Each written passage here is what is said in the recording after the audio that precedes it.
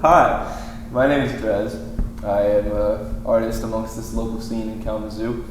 I love making music and I love making friends. It's Dres and Friends and there's always room for you. Whoa. When was Dres and Friends born?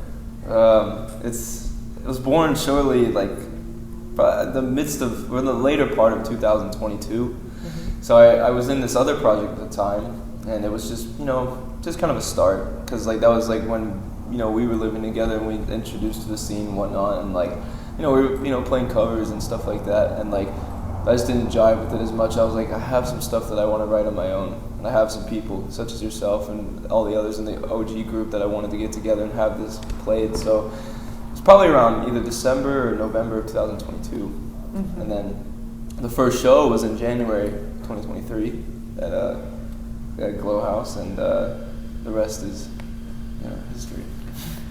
When I think of iconic Dres and Friends shows, I think of the time that you played at Bell's. That was an interesting time. There's probably some photos around where I have a stained shirt. I was wearing a Kurt Cobain shirt, and you can see a stain on my shirt because one of my friends, she gave me a jar of honey because my voice was shot. So what I did is I just, impulsively drank this honey, and I spilled it on my shirt. And I was like, you know what? I'm gonna rock honey on my shirt. And yeah, every picture you see of that show at Bell's with me stained with honey is. You just drank honey straight up? Yeah, because my voice was so shot. I was like, I don't have time to drink tea or whatever. I'm just gonna do straight up honey. Were you stinky the whole night? Probably the last set, the last part of it, but for the most part, no, it was relatively clean. How big was the stain? It was this big. It was noticeable, and I just would say, to everybody who asked, they're like, oh, I just played a show. That's what happens when you play a show. They're like, why does it smell really good though? I was like, well, I can't tell you that, because it ruined the magic of it.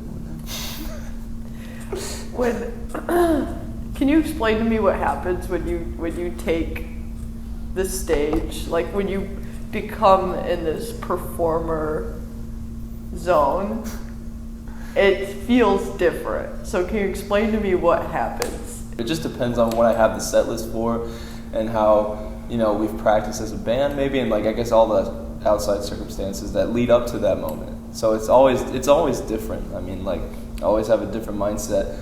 But the goal is the same, just to play the best as we can, like we rehearsed, and maybe have some fun with it and just see where it goes. Could you maybe comprise a list of people who have been a part of Dres and Friends? A huge name drop coming. Huge name drop. So we have Haley. She was in the first Dres and Friends show. In that group too, we had Griff as Griff Paws. We had Andrew Thies. We had Tristan Beck-Torres. Well, after that, there's been so many people, right? So we have Ryan Fluke, Grayson Barbone, Ethan Scissors, Collier Lynn Hillman. There's so many people. Had Ben Henney has been a part of this. Micah Daly White has been recently part of this. Jude Flishman from Shy Lee's group. Eric Pastrona, great friend I've met through Henry. In the scene, great bass player, great guitar player too. Got Connor Boyle from Means of Entry.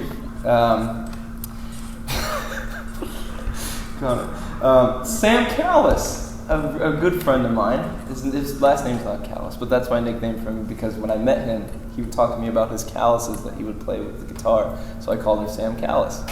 Sam Callis. Sam Callis, Logan Mattingly from the Gold Dollars, Harley from also sort of the Gold Dollars, but he has his own stuff. It's a friend of Logan's from the Gold Dollars. He's a great bass player. I know there's a lot of people I haven't had yet. I've had Parker and Chase and Austin from Mushroom Jam. I've had John Young at one point. Clark Coleman! How could I forget Clark? Clark Coleman, also in Witch's Wedding and In Color. And the After Midnight guys, Elliot, Coda, Dave, former drummer Brian. Who else have I had before too? That's all, I mean, that's at this point, that's all I can remember. Well, actually, no, I've had Dark Boiler, Kyle and Matt from Dark Boiler. I've had Rain Jackson as a featured vocalist. Who else is there? If I remember more, I will drop the names, but know who you are. I'm sorry if I didn't mention this, but I probably will remember it at the most random time during this interview. So. Yeah, you could just like shout it out when you remember it. Why was that your model for your band? I feel like that's pretty a unique model to switch out your band members all the time. Well, I mean, like, it's just different all the time because, like, you know, I'd want some different, like, ears and eyes on my stuff so I'm not missing anything. Mm-hmm. And more of, like, kind of like, it would be, like, you know, don't get me wrong, in the future I would like, you know, solid core members mm-hmm. to have, but for the purposes of, like, you know, going back on this, it's like, I feel like I'd be, like, missing out. I wouldn't have enough room to reach out. Kyle from Paper Sound. But I just feel like I would be missing out because, like, there's so much, like, stuff that, like, I don't know about that other people will. Sometimes there's, like, happy accidents. Like, for example, the song "The Phone Goes Both Ways" now on Apple Music and Spotify. That one. So Collier, he had this moment where he slowed down unintentionally because he dropped his stick. I looked back at him. I was like, dude, what are you doing? And then I listened. I was like, okay, that's great.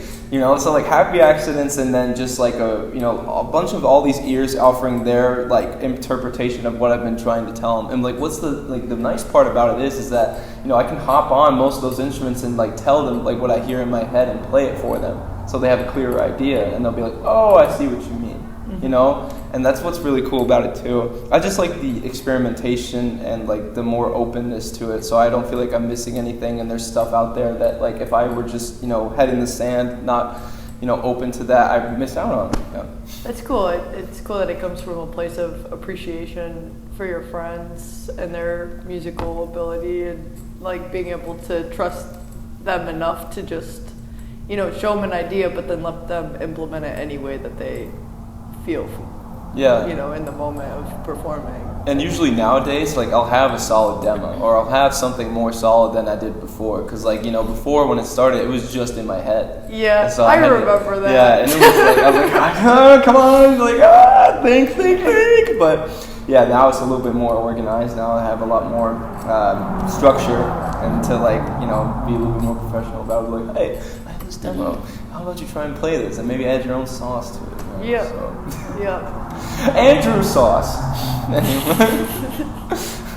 Haley sauce. So maybe we could talk a little bit about like your early introductions to music. Yeah. Because I feel like you got started as a kid. So I started like messing around with instruments when I was really little, and my parents picked up on that. So they put me in piano lessons probably around 5 or 6 years old.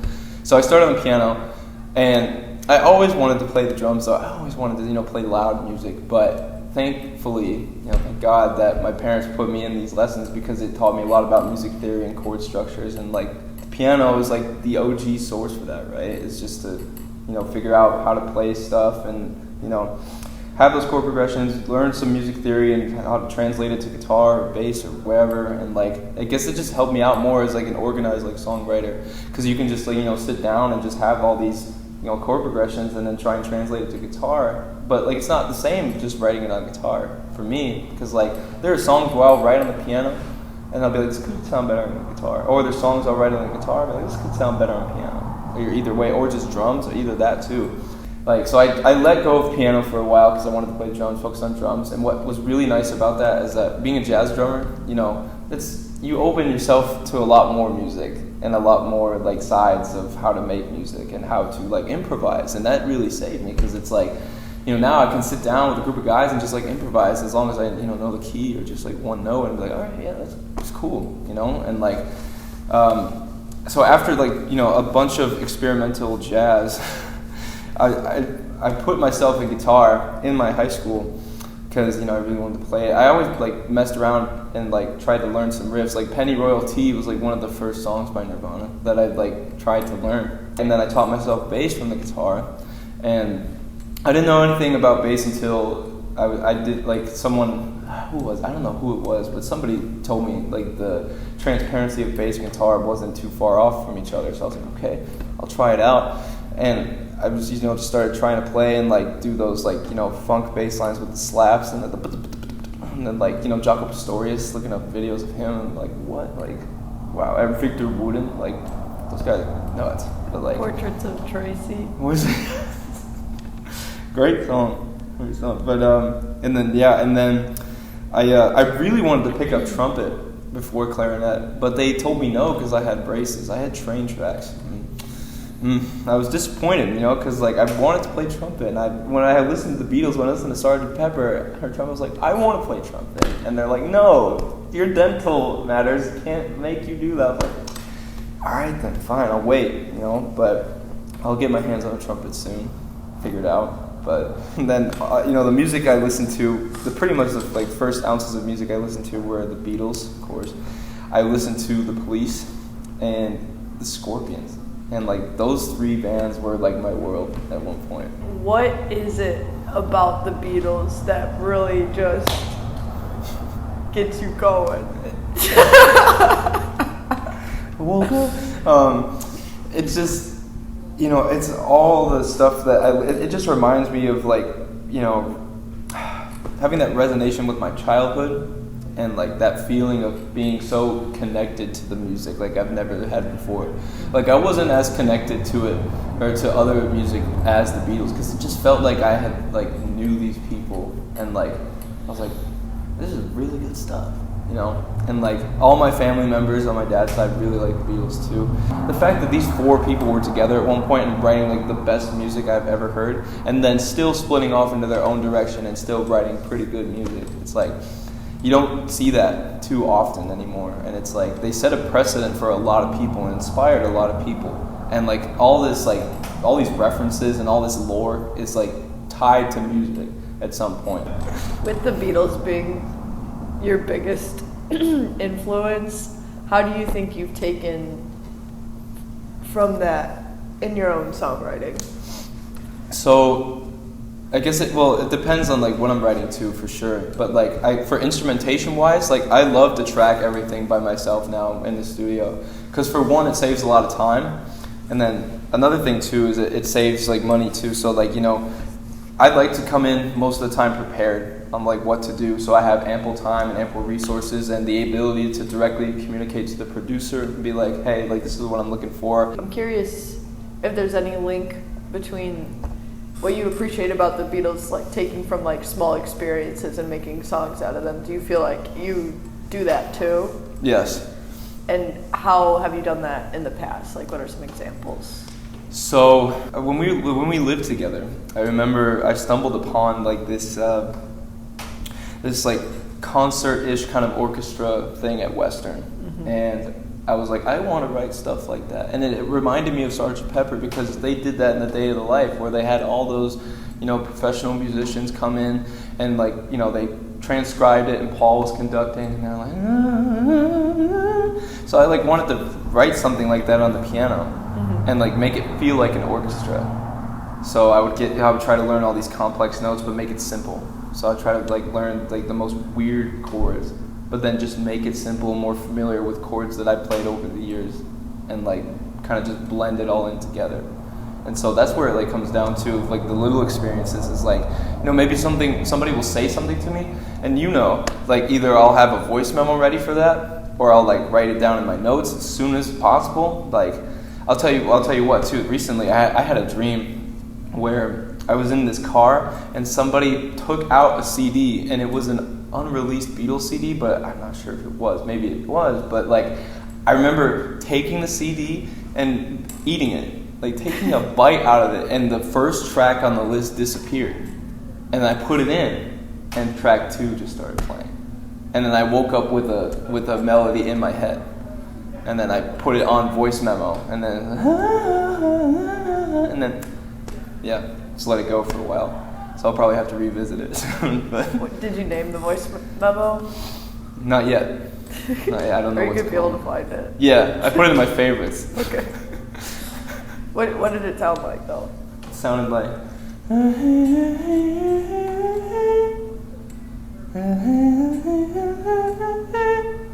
Yeah.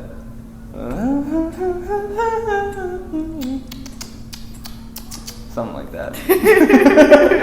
Let's talk about that Bell show a little bit more. Because Andrei played for over an hour.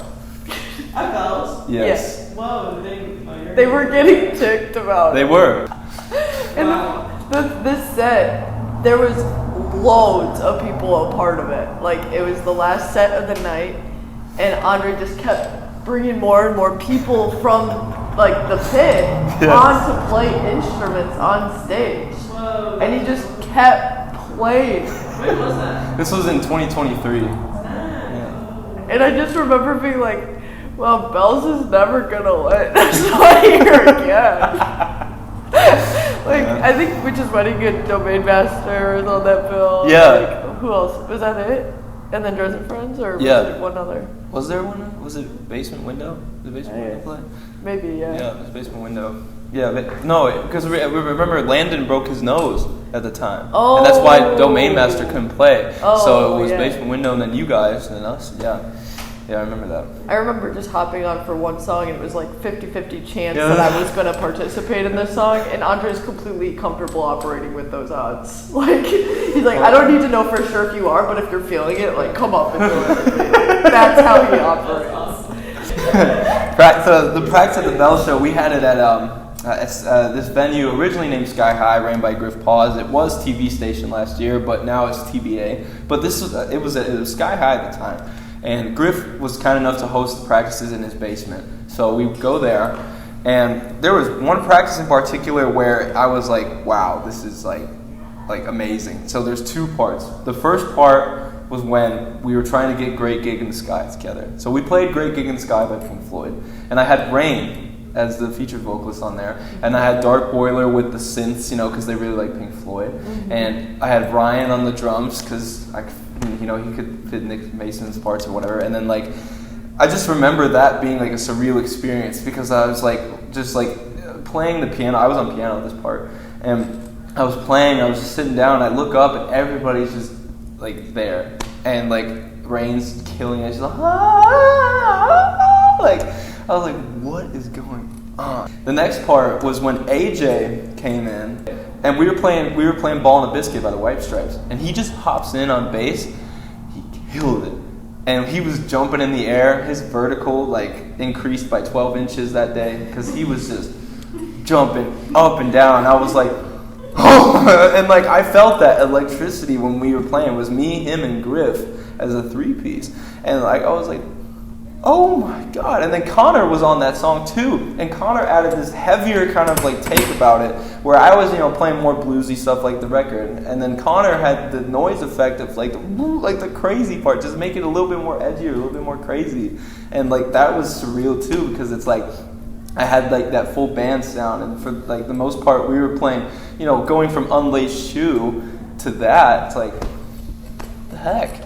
And I'll never forget that there's another story. Thanks for reminding me. So when there's another song, this song I was trying to get together, that was in my head. I remember it was you, me, Tristan, and Griffin. And I'll never forget this. I was at home, and I was driving on the East Lansing Strip in Grand River, and I put this voice memo on just to listen to it, and I almost I was just shedding a tear because I was like, wow, this is what it sounds like. This has been in my head for so long, and now I can really appreciate how it sounds. That's what I love about new stuff that I make, is that it's been in my head for so long, and then maybe it's not exactly how I pictured it, but it sounds even better. Mm-hmm. Or maybe it is how I pictured it exactly, and it sounds great. I'm just the sheer authenticity and rawness of those takes really make me excited about making new stuff and learning a lot more about how to ask people to play these parts. So it's all been, a learning experience, and it's just opened up so much more. I think it's really sweet. You pack a lot of energy and enthusiasm and positivity into your interactions with people, And it's just it's a nice thing to see in the scene. I feel like it's a unique energy that you have, and I do tend to contemplate where it all comes from sometimes. Like, where does the bursts of energy come from, and like, how does it feel to be the one holding it? Well, sometimes it's a little bit overwhelming because you have all this stuff in your head and you're like, I need to get it out. And sometimes it makes you go crazy. Sometimes it makes you go a little manic. You're like, I need to get this stuff out. And then sometimes it's like, I can get this out. It's okay. Now we'll take it slow. But then there's parts where I just really want to get out and be like, guys, like, this is in my head. I need to get it out of my head and have this in like fruition so I can listen back to it and make it even better, or not listen back to it and just listen to it and be like, this is great.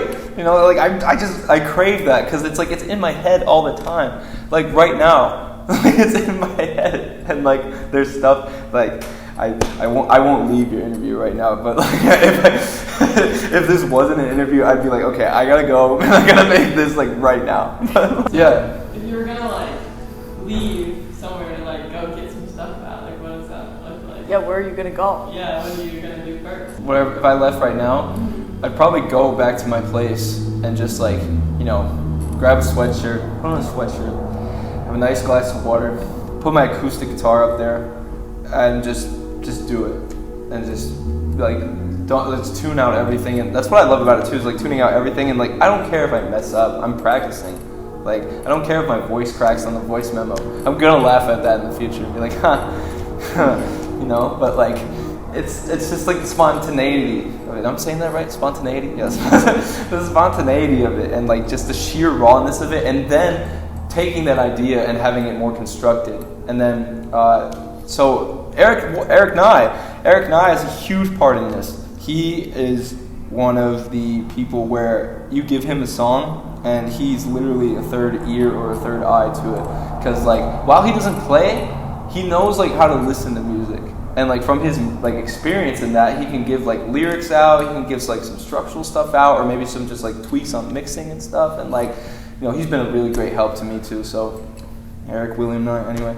But like, shout out, but like, it's stuff like that. And Micah too, Micah and I are, the different genres, right? Complete opposite ends of music, right? But we still come together and still have somewhat of the same principles and or philosophies about writing music.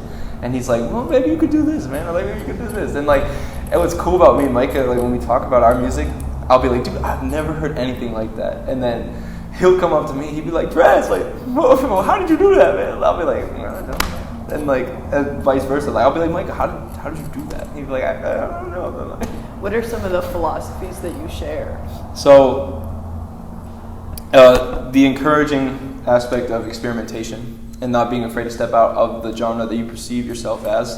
Like Micah's new release, All Along, it's more like alt and like pop punk, and like something completely different from his last record. And like, he's just like experimenting, and like that's he's like kind of picking up the philosophy of like the Dres Friends thing too. Like he'll have like Grayson on Voodoo, right?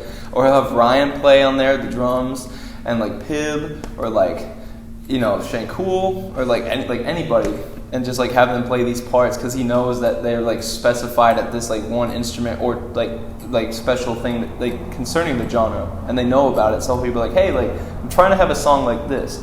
Do you know how I could do that, or like how I could get that out, have a clear idea? So it's kind of like the Dres Friends thing, but it's more like studio oriented for him.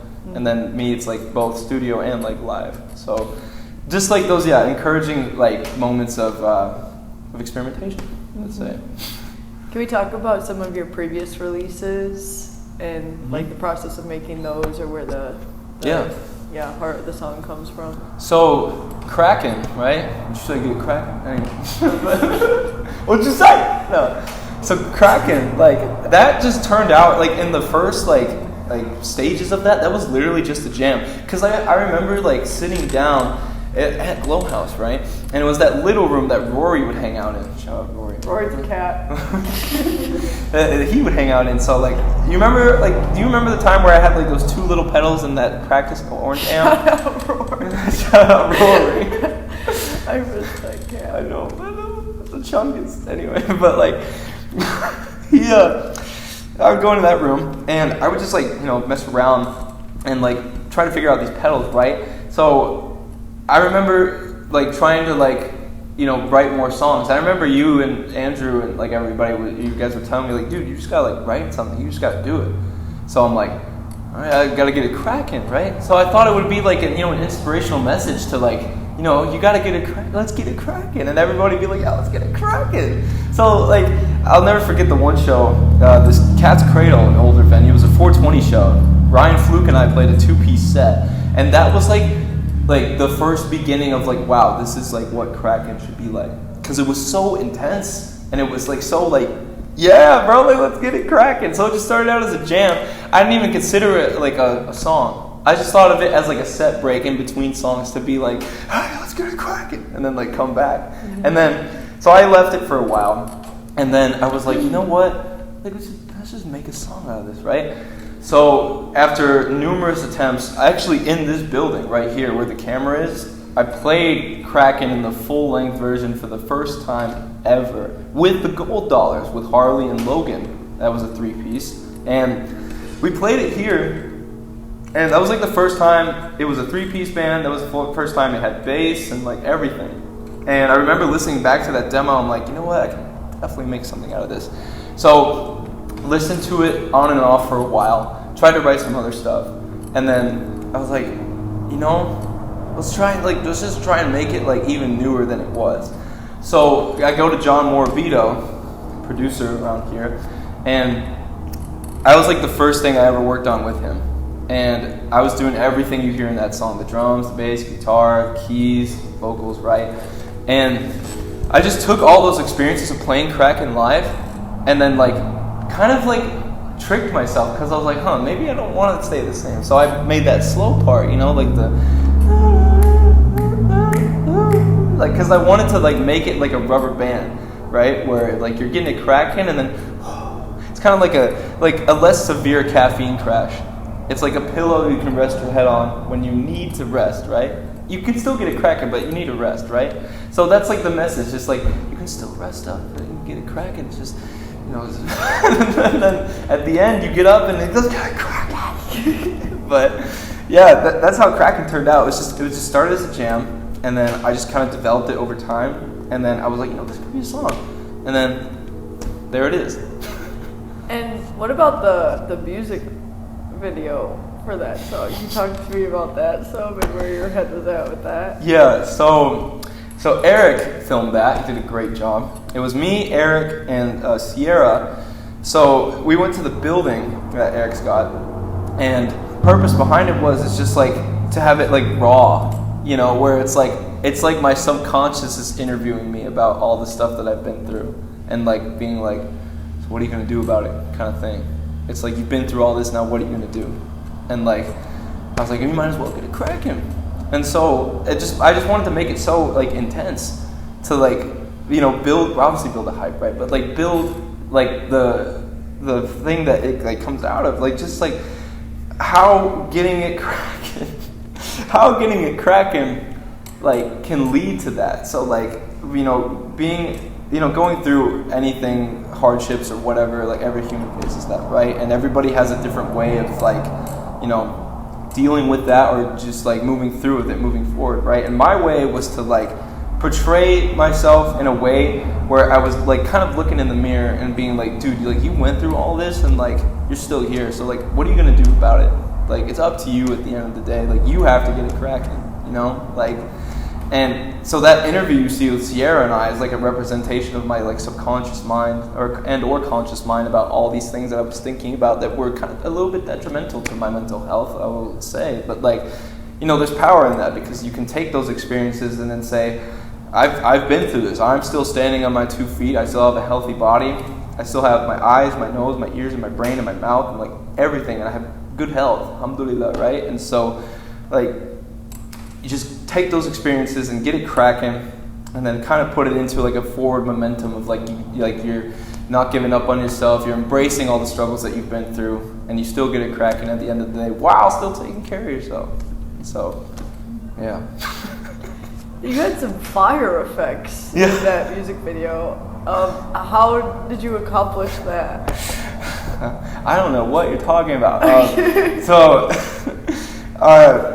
Eric had this glove, right?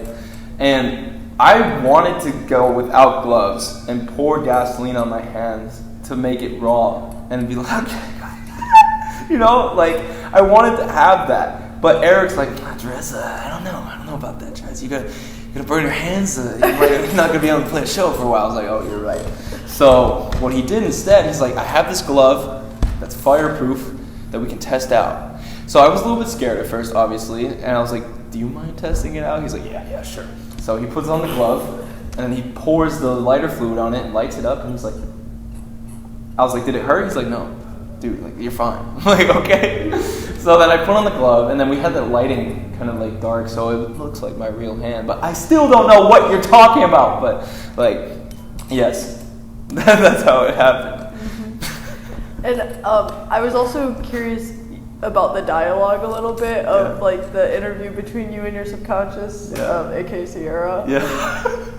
But like, which apparently is your alter ego. But they said something like, what are you gonna, or what did you do with all that blood, or something about that blood? Like, what I don't know what that? you're talking about. I don't know what you're talking about. I don't know. I don't know what this is. I don't know what you're talking about. I maybe answer that question in the near future, but yeah. Like later on. Yeah. Okay. What about phone goes both ways? So wait, actually, where did you get those photos taken for Get Krackin? Like you jumping up in the air? Brady Olson from Grand Rapids. Shout out Brady.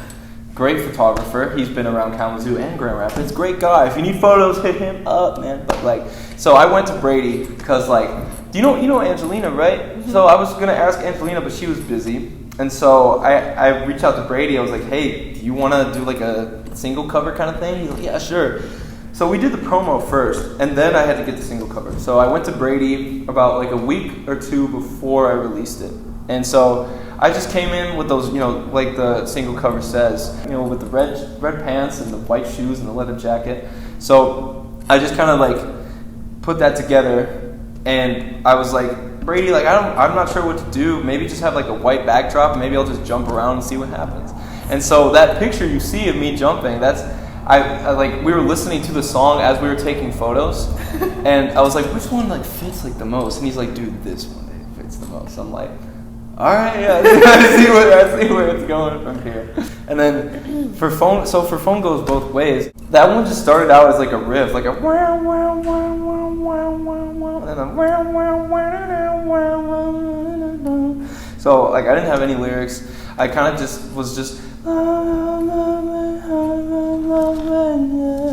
And I kind of wanted it like in rock opera at one point, like kind of like a Queen type joint, but that quickly changed since I started listening to Jack White a lot more.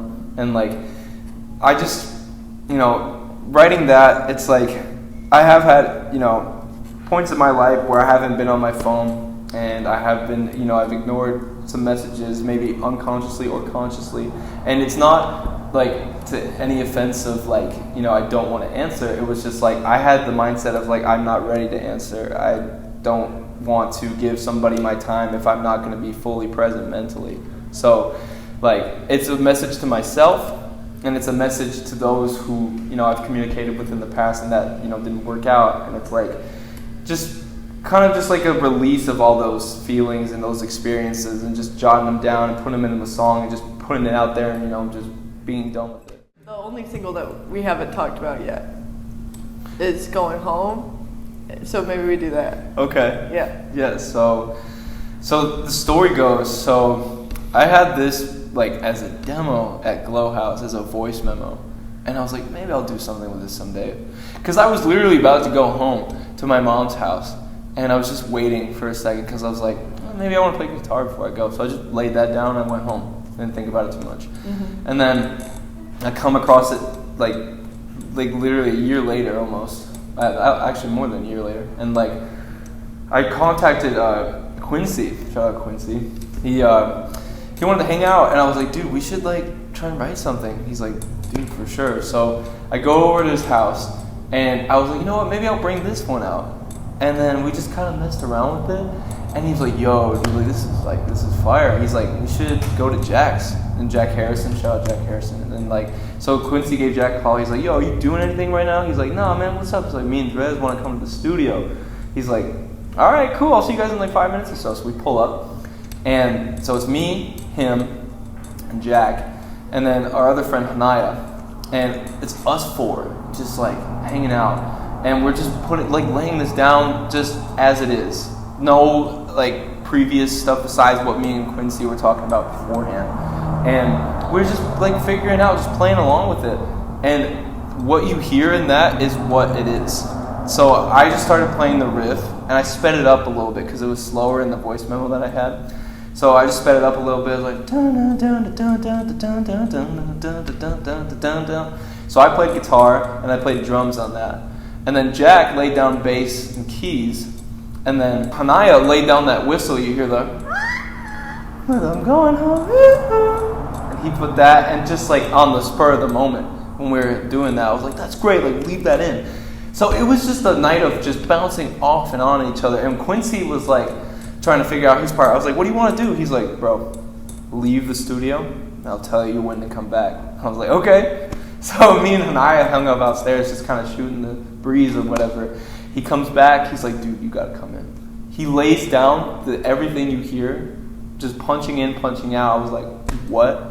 And he's like, yeah, what do you think? I was like, dude, I love it. Like, are you kidding me? And like, what's great about Quincy is that like he punches in and punches out. Like, he doesn't even write. He'll just punch in and punch out. And like, I was like, you, this is from there? He's like, yeah, dude, like, I was like, what? So we were all just vibing with it. It was all a great time. And like, we didn't add too much after that. It was just pretty much some mixing and mastering stuff. Mm-hmm. And that's how it became Going Home. The album cover is a photo of you in Egypt, isn't it? Yeah. That was when I went to see my cousin. She was getting married. And that was my first time going to Egypt. And so my aunt arranged for me like a tour of all the touristic sites, like the pyramids and everything else, the Sphinx, right? And so I just was there. And like I remember like being on a camel. I was doing the camel ride. The camel's name was Charlie, great guy. And like we stopped at like the view where you can see all the pyramids like behind you.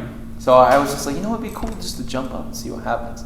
And so I jumped up, did that, and I filmed most of the music video in Egypt. Mm-hmm. And like I remember like my cousin's friends, I'd be like, yo, take this phone. They're like, what are you gonna do? I was like, just wait. So I'd start singing, going home. They're like, you making a song or what? I'm like, yeah, check it out. They're like, whoa, okay. So I would just like do like improvise like takes of everywhere I was in Egypt, and then just like put all those photos together, and then like kind of like make it, as I'm going home. It's not my home bloodline, so like my dad's Egyptian and my mom's American and I'm Romanian by birth, but it's the fatherland, right? So technically, I'm going home, and like it felt like home too. What can you share about your newest release? I can say it's being made. It's in the works. I think I would probably listen to it while I'm strolling, and that's all I have to say. Where did that album go off of your discography? Oh, I took it off. Why? Well, I was just listening to it, and I thought, well, maybe I need a reset, and maybe I'll vamp out those songs later in time with the same lineup with the same credits, right? But like, it's just, I don't know. I think I could make it better, and like I didn't want to have that out there and be like have that hanging over my head where I'm like being hard on myself and be like I could make that so much better. So rest assured there will be something like that soon. I have a vivid memory of you having an album release party at Glow House, and I was leaving to go to my third shift job. That's right. And everyone was like, they're like, Haley, you came to the party, what's up? And I was like, I'm going to work. And they were like, you're fucking joking. They're like, you're still working third shift? Are you kidding me? You gotta quit that job. You really gotta quit that job like ASAP. Like go in there and quit. And I was like, I've been thinking about quitting this job for a long time. And how awesome would it be if I go in there, I quit, and I come back to this album release show party, and that's what I did. Wait, you did it that night? Yeah. What? Yeah. I stopped being an overnight baker and came back to the album release show party. I have a video of you when you walked into the kitchen. It was you and AJ. Yeah. I was like, Just stoked. It was funny. But, I mean, it is hard to not be so hard on your early releases, I feel like. But at the same time, it's like, are you releasing something and listening to it a million times over? Because sometimes. I don't recommend doing that. Yeah, sometimes. Like, just get it out there, and let it live and breathe and do its thing. Yeah. Maybe check in every once in a while, but, like, I don't be bumping shit that I release, like, a lot. It's just like I put it out there. I listened to it a million times before it went out, probably. Yeah. And now I'm like, it's time to just let it exist on its own, And sometimes it's easier now to do that and like let go of that than it was. Makes room for other stuff too, instead of scrutinizing what you've already put out and made the decision to put out. Leave more room for more. More room for more. Do you have any like final rounding thoughts or anything you want people to know? Well, first off, I want to say thank you to Haley over here and Zola behind the camera for having me here. This is a revamp of an interview of The Void, the Zoo. I'm glad that there's people out here who are doing this this scene work, covering everybody and like exposing like the scene of Kalamazoo and how there's this renaissance going on of everybody, making some really good music right now. So thank you for taking the time and the effort to do that. And having me on here, as well as just encouraging everybody to have their own sort of method of communication, whether that through journalism, video journalism, music, art, writing, or just just being in the scene itself and just meeting people and talking to people. But the socialization aspect of it really helps out. Everybody get exposed to everybody and be like, oh, you make music too? Yeah, dude. What are you? And then the Dres Friends thing is oh, do you want to play in Dres Friends sometimes? Yeah. So. I'd like to thank everybody that's played in Dres Friends for since this moment and beyond this moment too. I'm very grateful for you all. Thank you for allowing me to expand my creativity and being more open-minded to suggestions and not being as frigid. I'd like to thank everybody who's come to the shows in Kalamazoo and supported everybody. It's great to have people out there and listen to your music. And what else? Just thank you. Merci à des amis qui écoutaient la musique de moi et des autres personnes comme Zola et Haley ici. Bahut dhanyavad, merdos. Muchas gracias, hermanos. Muchas gracias, todo persone. But shukran, shukran. À la prochaine. Au revoir.